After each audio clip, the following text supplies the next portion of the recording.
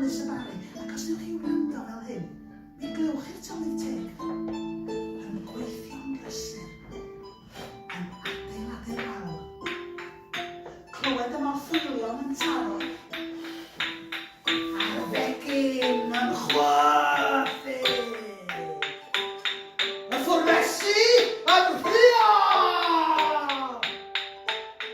Wrth y tylwyth teg, naddu y graig i adeiladu'r wal.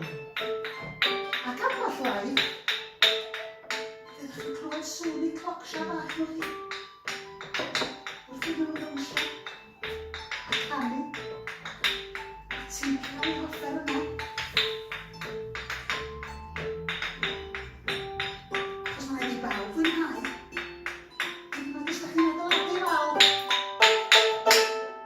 Rwan ta, oedd Myrddin